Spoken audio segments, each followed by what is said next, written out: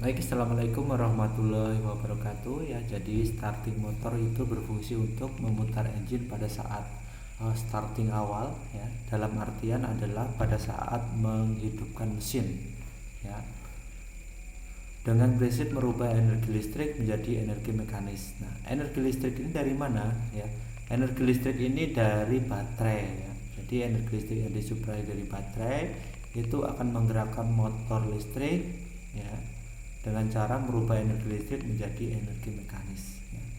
Konstruksi dari motor listrik itu sendiri, ya. Jadi motor listrik ini konstruksinya ini komponennya sangat banyak, ya, nama-namanya juga. Nah, di dalam motor listrik itu ada dua bagian, ya.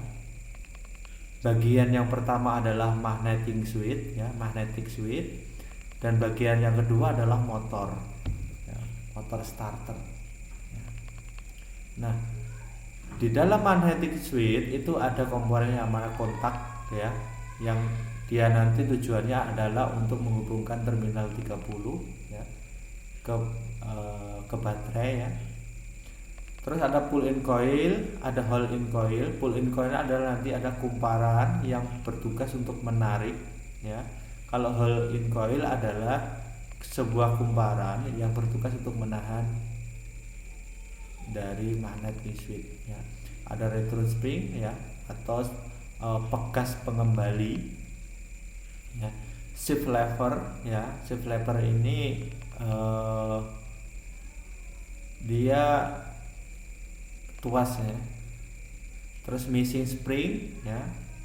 Ada missing spring, brake disc, ya, driver, ada pinion gear, ya. Pinion gear ini nanti akan berhubungan dengan roda gila, ya. Ada armatur shaft, ya.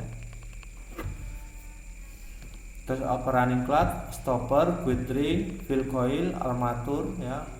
Pole core, stator frame, carbon brush, ya. Komutator, carbon brush spring, ya, carbon brush cover, ya. Terus ada terminal stud, ya.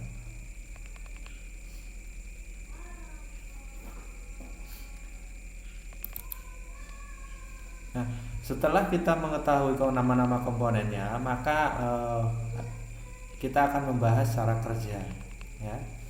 Cara kerja dari motor starter, ya.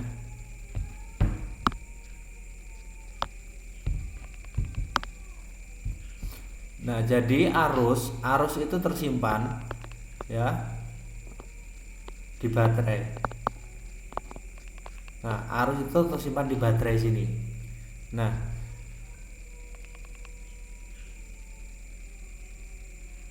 kemudian, ya, kemudian arus akan mengalir ke terminal 30 sini, ya. Nah, di sini namanya adalah arus standby, ya. Standby, ya. Arus standby di terminal 30 sini, yang akan mengalir ke sini. Nah, dia stop, ya. Arus itu stop di sini. Kemudian ketika seseorang atau operator itu menyalakan kunci kontak pada posisi on, maka di sini ignition switch ini, ya, ignition switch ini akan menghubungkan positif baterai ke terminal 50, ya. Jadi di sini ada 3 terminal, ya. Yang pertama adalah terminal 30, kemudian ada terminal 50 dan terminal C, ya. Nah, setelah kunci kontak on, maka arus akan mengalir ke terminal 50, kemudian mengaktifkan medan magnet yang ada di kumparan pull in, ya. Pull in tadi berarti dia kumparan menarik. Nah, setelah ditarik kemudian ditahan oleh kumparan yang namanya hold in coil, ya. Itu. Nah, ketika di kunci kontak ini di off kan, maka tidak akan terjadi kemagnetan pada pull in coil dan hold in coil. Sehingga apa? Dia akan kembali ke arah sana, ya. Akan kembali ke arah sini. Nah, sehingga kontak plat ini akan tertarik ke sini, ya, arahnya. Maka dia tidak akan berhubungan. Tapi sebaliknya pada saat kunci kontak on dan terjadi kemagnetan pada pull in coil dan hold in coil, maka plat ini akan berhubungan ya, akan terdorong ke sana ya, akan terdorong ke kanan. Dengan terdorongnya ke kanan tadi, maka dia akan menghubungkan antara terminal 30 sama terminal C ya. Terhubung, ini terminal 30 dan ini terminal C yang dihubungkan oleh plat ya,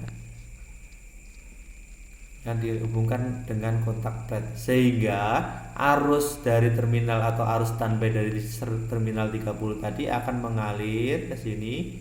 Nah, akan menghasilkan medan magnet pada kumparan stator namanya ya. Yang bagian yang ada di bodi, yang menempel di bodi itu ada stator. Kalau yang ada di tengah ini rotor atau armatur ya. Ya.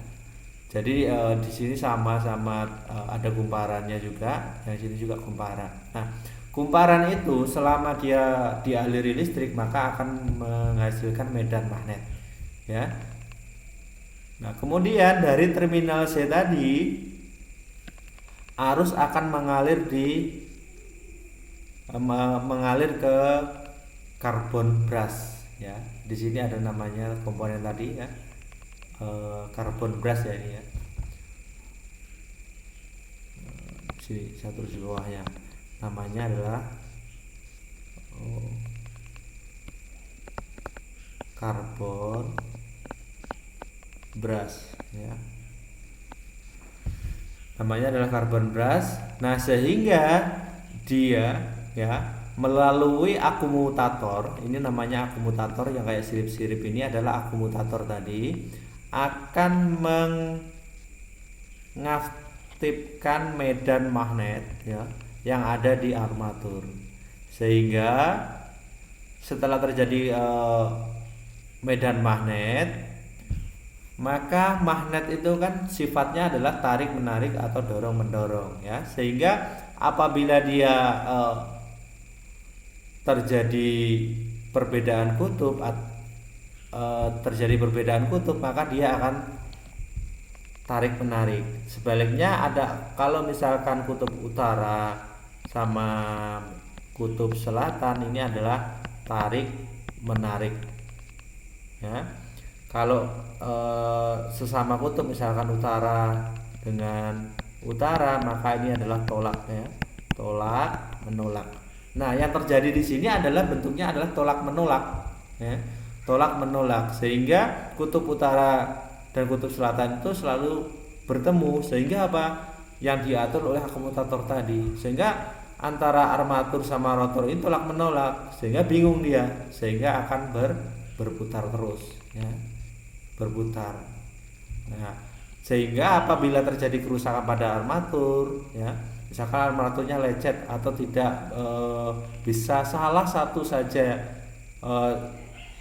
dari akumulator ini rusak, maka dia tidak atau terjeda untuk menghasilkan kutub magnet yang tolak menolak, sehingga sehingga motor starter tidak berputar gitu ya. Jadi setelah mengalir di sini, dia arus listrik tadi akan kembali ke ini, ke massa ya, kembali ke massa. Jadi sirkulasinya dari baterai menuju terminal 30 setelah kunci kontak on tadi, maka dia akan mengaktifkan hold dan pull coil, sehingga terminal 30 akan terhubung dengan terminal C. Nah, arus dari baterai tadi akan mengalir ke terminal C melalui kontak plat ya. Kontak plat ini terhubung karena ada ini dorongan dari pull in coil dan hold in coil. Nah, hold in coil dan pull in coil itu akan aktif ketika kunci kontak di on-kan ya, sehingga dia akan mengalir ke stator, kemudian stator dia masuk ke karbon brush. Nah, dari karbon brush di sini dia menghasilkan listrik akan masuk ke armatur ya, sehingga antara stator dan armatur tadi menghasilkan medan magnet yang tolak menolak, sehingga dia bingung karena berputar ke sini tolak, putar ke sini ketolak, sehingga dia bingung, akhirnya muter ya. Sehingga setelah arus sampai armatur dia keluar ya, ke massa. Kenapa kok ke arahnya ke massa? Karena massa memiliki tegangan yang lebih rendah atau arus yang lebih rendah. Kenapa kok seperti itu? Karena sifat arus itu mengalir dari tegangan tinggi, dari arus yang tinggi ke arus yang rendah, atau dari tegangan tinggi ke tegangan yang rendah. Nah, itu sudah jadi hukum alam bahwa arus itu mengalir dari tegangan tinggi ke tegangan yang rendah. Ya, mungkin demikian dulu penjelasan itu, ya, singkat, ya, mudah-mudahan dapat dipahami.